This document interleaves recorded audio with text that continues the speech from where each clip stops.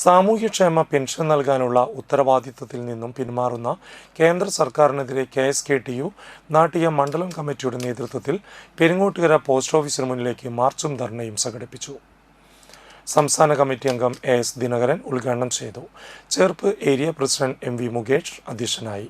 Cherpu area secretary KC Ramesh, Nattika area president PV Radhakrishnan, ജില്ലാ committee അംഗം Komalam Rajan, NREG workers union ജില്ലാ joint secretary KR Prajith, MB Sahadevan എന്നിവർ സംസാരിച്ചു.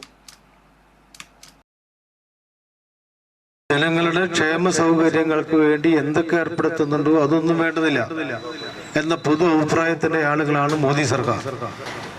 മോദി തന്നെ ആ ഒരു നിലപാട് പല ആവർത്തി നമ്മുടെ പാർലമെന്റിനകത്ത് പറഞ്ഞതാണ്. അതിന്റെ ഒരു തുടർച്ച എന്ന വിധത്തിലാണ് ഇപ്പൊ ഈ കഴിഞ്ഞ ദിവസത്തെ മോദി സർക്കാർ, മോദിയുടെ നേതൃത്വത്തിലുള്ള കേന്ദ്ര ഗവൺമെന്റിന്റെ ഒരു പുതിയ തീട്ടൂരം അവരിറക്കിയിരിക്കുന്ന പത്രങ്ങൾ വായിച്ചതാണ്. ഞാൻ വിശേഷങ്ങളിലേക്ക് പോകാനല്ല. ഇനി മുതൽക്ക് കേന്ദ്ര ഗവൺമെന്റ് പെൻഷന്റെ ഭാഗമായി ₹1 ഒരാൾക്ക് നൽകേണ്ടതില്ല എന്ന് തീരുമാനിച്ചു. എന്ന് പറഞ്ഞാൽ നമ്മുടെ സംസ്ഥാനത്ത് ഏകദേശം 62 ലക്ഷത്തിലേറെ ആളുകൾക്ക് സാമൂഹ്യക്ഷേമ പെൻഷൻ കിട്ടുന്നുണ്ട് എന്ന കാര്യം നിങ്ങൾക്ക് അറിയാലോ, ഞാൻ വിശദീകരിക്കുന്നില്ല. ആ 62 ലക്ഷം ആളുകൾക്ക് സാമൂഹ്യക്ഷേമ പെൻഷൻ കിട്ടുന്ന ആളുകളിൽ 8 ലക്ഷം പേർക്ക്, ആ 8 ലക്ഷം പേർക്ക് കിട്ടുന്ന പെൻഷനിൽ ഒരു ചെറിയ സംഖ്യ കേന്ദ്ര ഗവൺമെന്റിന്റെ ഉണ്ട്.